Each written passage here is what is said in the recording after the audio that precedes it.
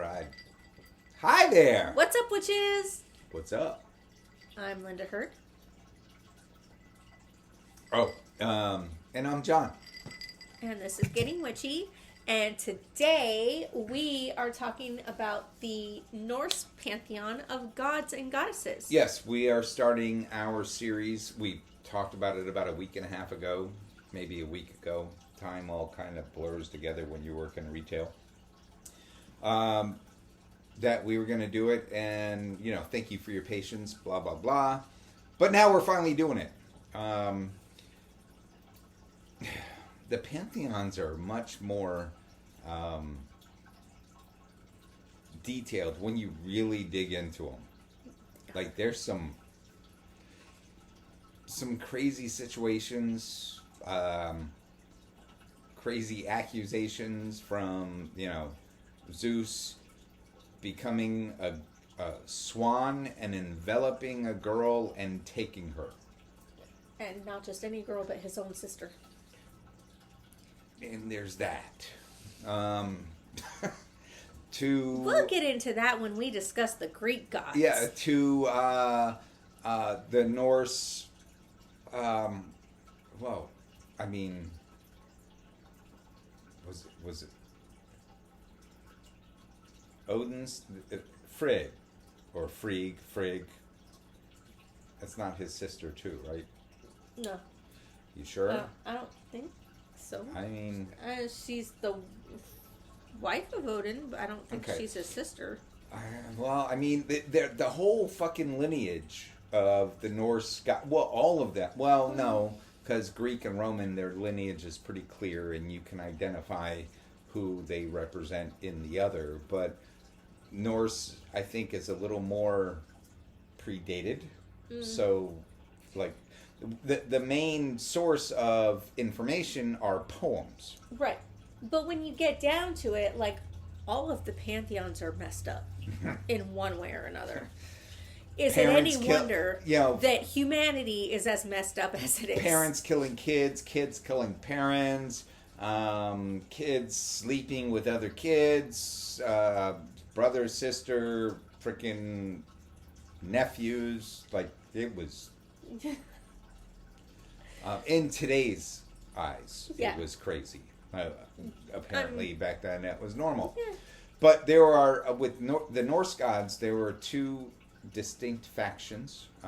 The Aesir, or that's my understanding of its pronunciation. It's A-E, they're kind of joined together. S-I-R, and then what I have deciphered as Vanir, V-A-N-I-R, which you pronounce as Vanir. Vanir. You know what's the proper? Could be either one. You could probably put it into Google Translate and have it pronounce it for you. But I haven't. I haven't either. Yeah. So there are those two distinct factions. The Aesir are the ruling class of the gods in terms... Who are mostly like the war gods. Yeah, Odin, Thor, Loki even though...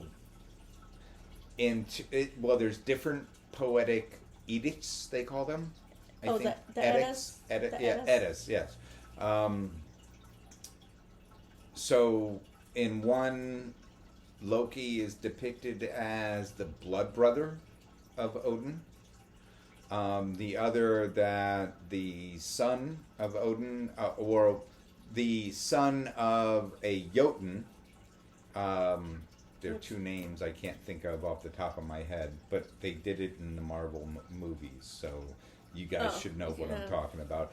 So he was son of giants. Jotuns are giants in Norse or Icelandic vernacular.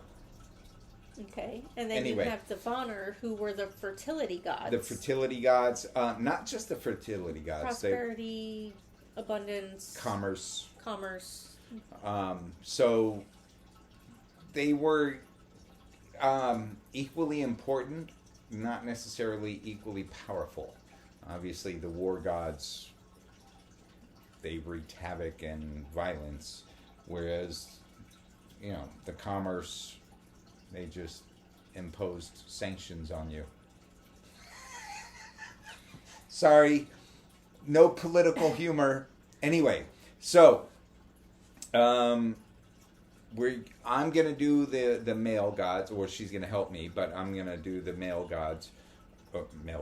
the gods, and she's gonna do the god. Well, see, I personally view them all as gods. I don't do the goddesses, the gods. I don't. They're all gods. Yes. And I feel the same way. To separate them into gods and goddesses is to diminish the goddess. Well, it's yes. In my opinion. Yes, to diminish their value and importance. Because you're separating them. Right. You know. But anyway. So, do we want to start with the goddesses, or? I mean, we can. Okay. So I'm going to go ahead and start with the most known of the Norse goddesses, even though there are very few stories or poems about her, because... Other than being the wife of... Well, no, she's not. Oh, I'm sorry. I thought you were starting with someone else. No, she's the sister and the female counterpart of Freyr. Her name is Freya.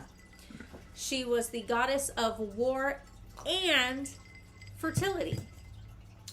But she was removed from a lot of the stories because when they were translated by the Christian monks, they did not like the fact that she was so free and Freya. Nonchalant about taking lovers. They viewed her as a woman of loose morals and low character, so they kind of obliterated her. But she is the goddess of war, of fertility, battle, and death. She is the daughter of, I don't know how his name is pronounced, if it's Njord or Yard, but she's the sister of Freyr. She is of the Vanir. Both of her parents were Vanir. Right. And she is credited with the with the evil act of teaching witchcraft to the Asir gods, including Odin. Interesting. Really interesting when Odin is supposedly the god of witchcraft or magic. Not witchcraft, but magic. Well, he's the god of it, but she's the goddess of it. So yeah, but she taught him, so that's not really. He's not really the god of it if he learned it from another god. So you're saying if a high priest learns something from a high priestess, he's not a high... The high priest? I mean, in the eyes of other men, yes. But again, she is the superior. Well, I'm just, what I'm saying is that she is the superior. If she's teaching him, what are the odds and what is the likelihood that a student of anything will know everything the teacher knows after completing the course? Not likely. My point. So she was still the superior, but he is classified as the god of magic. But again, this is because Christian monks did not like her, and so erased a lot of her stories. She is said to have been married to one god.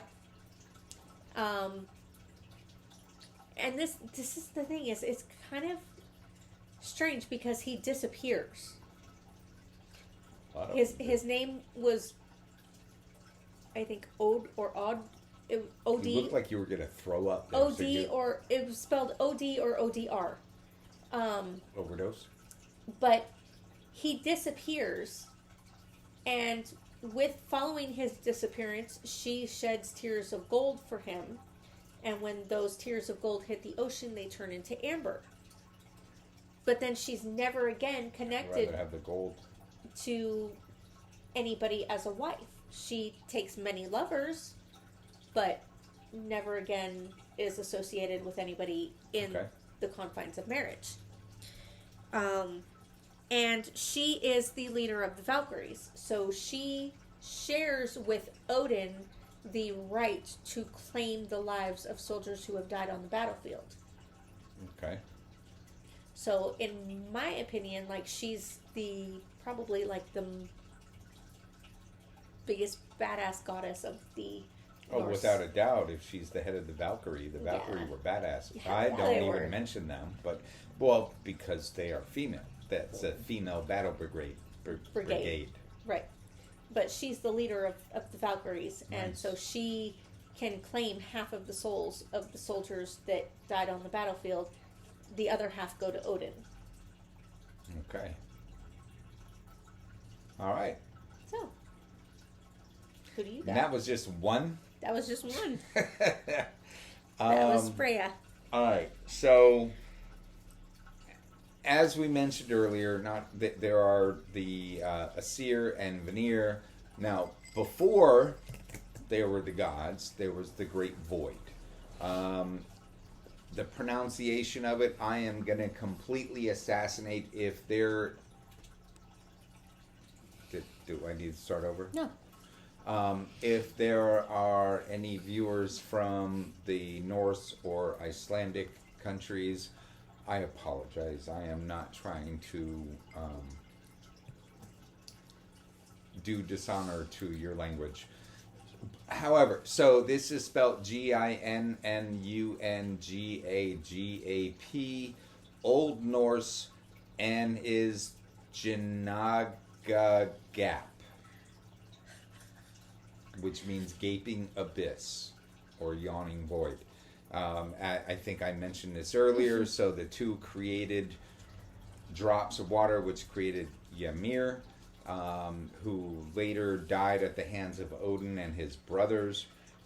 Then you have Borr, Borr, who is the father of Odin, Vili, and Ve, Vili and Ve, with a little hyphen at the top of it. The accent. The accent.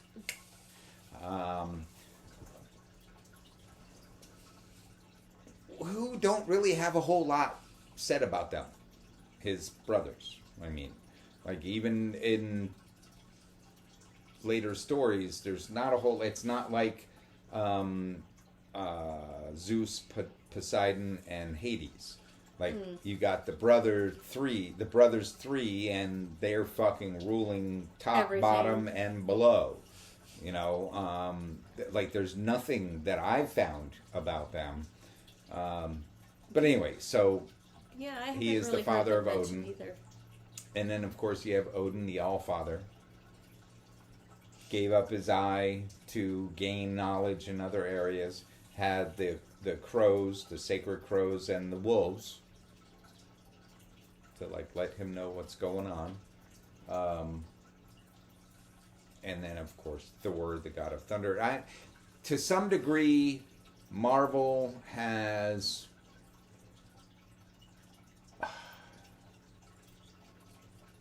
done justice, but a severe injustice at the same time to the mythology that surrounds this. Because he is the god of thunder, strength, and protection. The hammer, Mjolnir. Oh, Mjolnir. Mjolnir. Okay. Is a symbol of destruction and creation, much like one of the Hindu gods, who is both destruction and creation. She is, or he is, a three-faceted one. And we will get into that when we study those But I'm saying they yes. Like they all. And then, of course, we have Loki. Loki has been described as the blood brother of Odin, and then described as the child of Odin, but son of, I can't think of the two giants, but the two Jotuns, again, Norse for giants. but the troublesome one in everything. He killed one of his brothers. Another child was born of Odin to avenge Loki. Avenge the one that Loki killed. Oh, the one that Loki killed, was that Balder? I think so. With the mistletoe?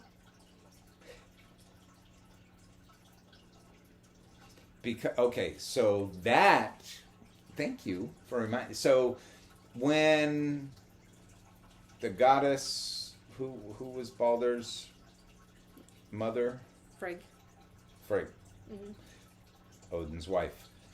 She made all living creatures, all living things, swear because she loved Balder so much and found his beauty to be so supreme that she made all living things swear to never harm him.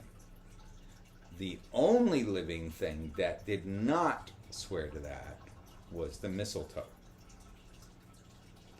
And years later, Loki creates a situation where the mistletoe, because it has thorns, if I remember, doesn't it?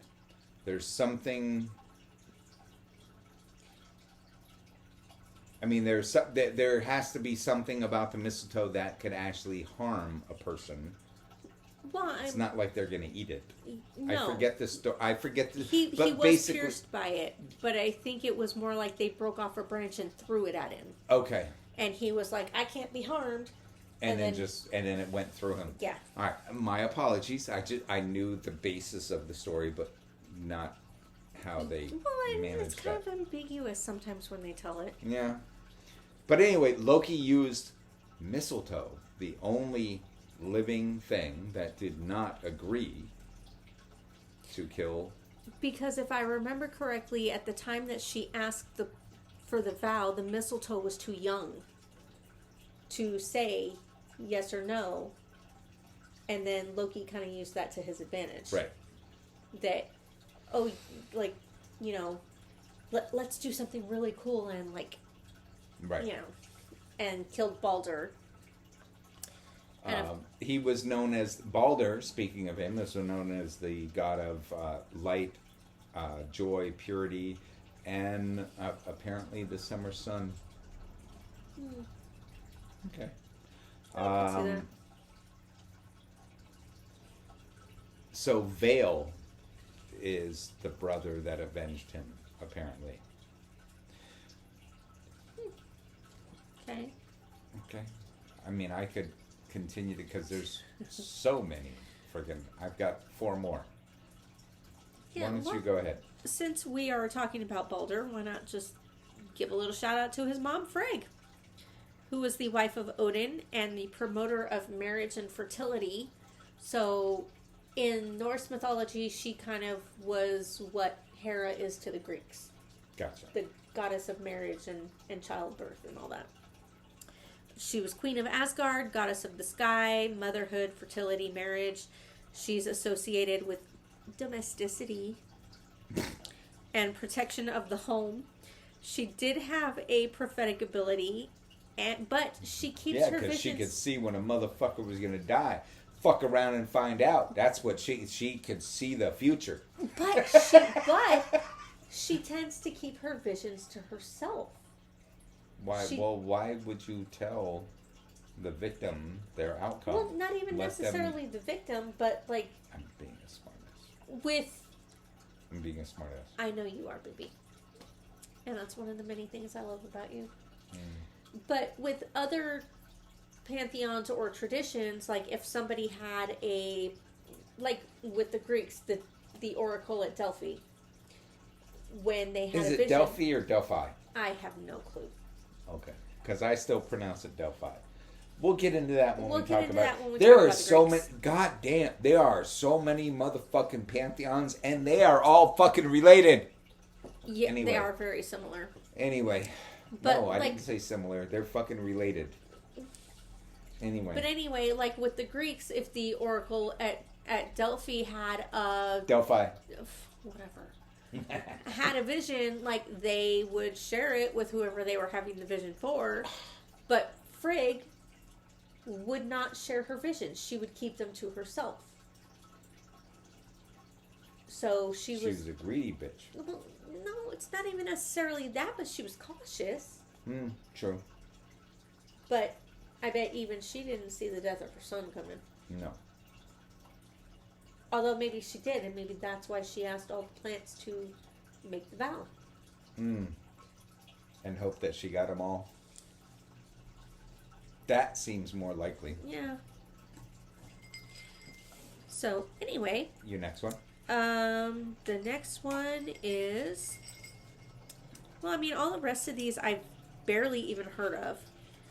Well, there's Sif, the wife of Thor, who was... Well, see, that's what I do. That pissed me off about the fucking Marvel movies. We're not getting into this right now, but Sif is a badass warrior in the Marvel movies, but she's like, basically, it's like, hey, what's up, bro? Whenever, like, they're together and or in the same scene. There's no energy there whatsoever. Yeah, no inkling that she was actually his wife. And let's not forget about how he reacts to and responds to the Earth bitch. Played by, was it Portman? Natalie Portman, yeah. But, yeah, they totally... Sif is his wife. Mm-hmm. Like, I saw that, I was watching it, like, how in the... Oh, I'm not happy. Oh. It's good. We're good. Okay. We're good. Sorry, the screen went black, and I panicked for a second. But yes, and here's another thing. If I remember correctly, in the Marvel movies, she was played by a brunette. Yes. In the stories of her, she was said to have magnificent golden hair. Well, most Norse did. But she was supposed to have been blonde, and she's represented by a brunette. Don't roll your eyes at me about that. I didn't roll my eyes. I didn't roll... Tell her. I didn't roll my eyes. Okay. I looked away, but I didn't roll my eyes. Okay. And she was said... It's still fucking absurd. She's Thor's wife. Yes, she is Thor's wife. And he's fucking around with a earthling. Yes. I wonder if Natalie Portman's character realizes how lucky she is that Sif was able to keep her composure and not fucking pummel her into the ground like a fucking sack of frickin' ground beef. Just saying. I don't know. I mean, in Norse mythology, that was... I don't... Anyway, moving on. Maybe Sif went home and pummeled Thor instead.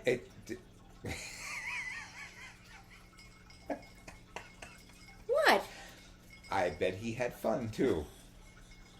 Anyway, moving along. I will forego my obsession with this particular subject because it annoys me that Marvel anyway. Sif was said to represent the fertility of the earth as it was harvested and regrown. So not even just like the fertility to begin with, but like the harvest and the regrowth of it, like the whole cycle. You know what's really twisted though? Remember Ymir? Yes. The first being, the hermaphroditic. Whose body became Midgard. Became Earth. Yes. So she's fertilizing plowing the earth and fertilizing Ymir. Yes. I mean, it's pretty fucking twisted. I'm not wrong, am I? That's kind of fucking twisted when you really put them all together and line them up. It's okay. All right. What's next? So next we're gonna have oh god, I don't know how to pronounce that. I guess Scotty? Not beam me up, Scotty. No. Maybe it's Skadi. Skadi. Yes. Whose origins Skadi. lie in the Skadi. Okay. They emphasize that. Okay. But her origins lie in the Jotun, the giants. She took her place among the Asir. Women do like a bit. What? She took her place among the Asir through a combination of marriage and her own formidable spirit. I'm not gonna touch that one. She is the goddess of winter, mountains, and hunting. I bet she is the goddess of cold. And she is a symbol of rugged self-sufficiency and strength. She is married to the god Njord, whatever his name is, the father of Freyr. But the marriage faltered due to contrasting natures. She's frosty and he's apparently hot. I gotta love these. Like, whoever really fucking wrote this shit up way back, they must have had such a field day with this. Okay. Hey, quit scratching the walls. Fucking crackhead. Alright, what you got? So next we have the goddess of spring and rejuvenation. Her name was Idun? Idun? I-D-U-N? Okay. She is the divine guardian of the apples of immortality, which she shares with the gods to maintain their youth and vitality. So if they stop eating the apples, they grow old. What? That bears a striking resemblance to a tale I heard once. Pray tell, a man and a woman in a garden setting. Are you talking about Adam and Eve? Who were told to eat from the tree of life. Well, so here's the thing though. By God, they were told not to eat from the tree of life. But by the serpent, they were like, did he really say that? But here's the thing. The tree that you are talking about, though, may not have actually been an apple tree. There are some who think that the fruit of the knowledge of good and evil was a quince. A what? A quince? I don't know what the fuck it is. What's that, a quintuplet? No, a quince. Quince? What's a fucking quince? You say it like, no, it's a quince. Well, what's a quince? But there are some who think it was a kumquat, which is like a type of orange. A cum? Quat. Quat. It's like a little teeny tiny orange, like this big. Ew, those are nasty. And you eat the whole thing, like peel and everything. Yeah, they're gross. But the thing is like they're... Imagine if a guy described that to a girl, you eat the whole thing. It would never happen. It would never, ever happen in... But here's the thing, like, in the Bible, there is no description of the fruit of the knowledge of good and evil. They just say it grows on a tree. That's right, it wasn't the tree of life. There were two trees, tree of life and one of the knowledge of good and evil. And they chose the fucking wrong one, obviously, because now we die after... You know, there's a story that the happy birthday to you, that is actually a spell that was delivered to the human race to maintain and eliminate humans' long life, because you're acknowledging that you're getting older and you're putting the eventual death spell onto yourself by singing happy birthday to you. But then you tell the person to make a wish and blow out a candle, which you're burning a candle The wish has nothing to. It's that wish that they're making is make believe. Because I've never heard that. The only thing I have heard about that particular song I've actually heard that a couple times. Is that it's still copyrighted and you cannot sing it in public. Like, that's why restaurants don't sing it. Especially Buca de Beppo and those that are owned by Planet Hollywood. Yeah, they come up with their own birthday songs. Right. Because you technically cannot sing that song. Which is kind of funny considering the mythos that I just talked about. So anyway, go ahead. We've gotten totally sidetracked. Yeah, we did. So, Idun was at one point kidnapped by the giant Yazi. Okay. And during... Not easy. No. During her absence, the gods... Sorry, dude. I'm not trying to drag you into nothing. The gods aged rapidly because she was the keeper of the apples of immortality and youth. So she was eventually recovered through Loki's. Well, Loki had his moments of being a good guy once in a while. After he got beat to shit by fucking Hulk.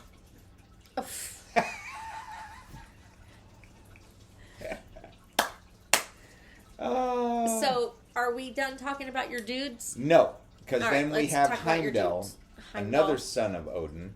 Yes, Heimdall, the guardian of the Rainbow Bridge. What's it called?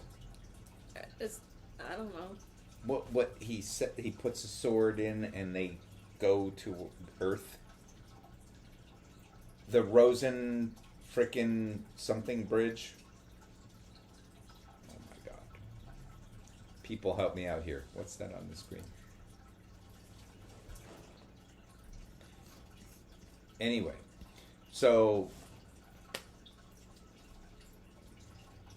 one of Heimdall's main tasks is he has the sword for opening up the bridge to Earth, but he also has a horn. The horn is, how is it pronounced? Yellowhorn. When he blows that horn, shut up. Oh my god. When he blows that horn, that signifies the beginning of Ragnarok. The end the end of days. Yes. But interestingly, Heimdall is mentioned as the shiniest of all gods. Yes, and the way some of the poetic edicts describe him, he basically sounds like an albino. Like, he is bright white. The same way they describe Noah. Noah supposedly, other than his eyes, he shone like the sun. If you're in Arabia and you're born an albino, what would they use to describe you? You shone like the sun. You are not like them. Right. Of course, they also mention his eyes shining like the sun. So that's a little bit different. But anyway, Heimdall apparently was referred to by his own people as the shiniest of all. So there's that. And then Hod, the ill-fated twin brother of Balder, he was known as the god of darkness. I like him already. Hod and Balder await Odin's death. It is foretold that when Ragnarok begins and ends, those two brothers, the twin brothers, will rule the realms in Odin's stead because he will be gone. Oh.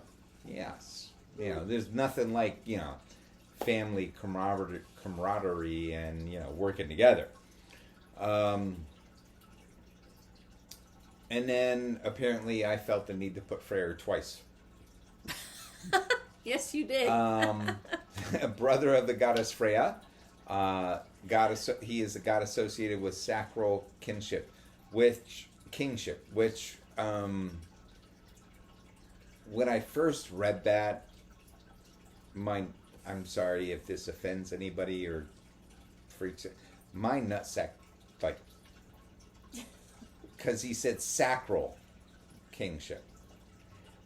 So the only sack I have kind of shriveled up instantly. Kind of like when you're standing about 500 feet above a canyon, like at the Grand Canyon, and looking straight down. Except for you who like to sit at the edge and take pictures of your feet dangling over. Yeah, I've done that. Yes, I know you have. You sent me the pictures. But I wasn't talking about that. Anyway, so, yeah. Let's see. Well, he also rules over fair weather and is even said to be a fertility god, like his twin sister. Yeah. So sacral kingship, though, doesn't. I mean, that could just be It was just a word. It literally was just the word. It had nothing to do with, I'm not a weirdo. Well, I am, but it had not. What the fuck? You Baby, you're my kind of weirdo. Anyway, I think we're done for the evening. Finish what you were saying. I don't remember what I was saying. Something about sacral kingship. Just the word sacral. Okay. That's like moist for some people.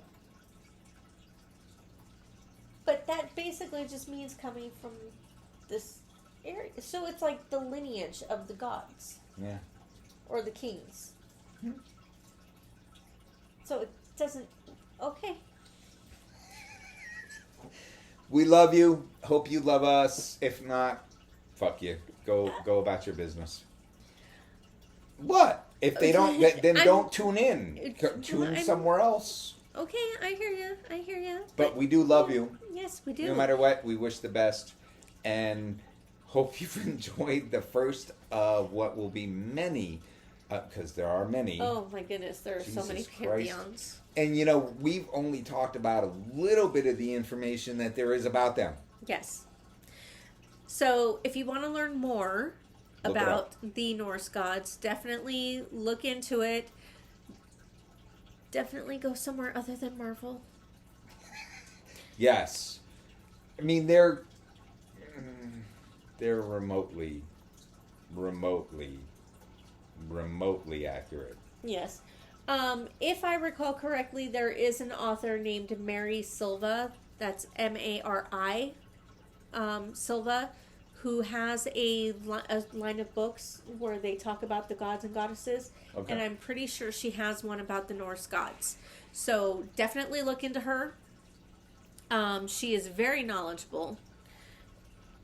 And she writes in a way that it's very easy to understand, even for the biggest of dumbasses. And no, she didn't ask for us to mention her. No, she didn't. She doesn't even know I exist, which is cool. But I did want to say thank you though, because our podcast on YouTube has reached 500 views altogether.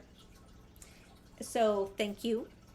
Keep watching, keep listening, and let us know if there's a topic you'd like us to cover. We do have some in the works, but we are also looking for other topics to cover. We're going to be doing an Easter one. Yes. And I got news for you. It's going to be fun. Anyway, peace out, witches. Happy Zombie God Day. Peace out, witches. Peace. What, was that wrong?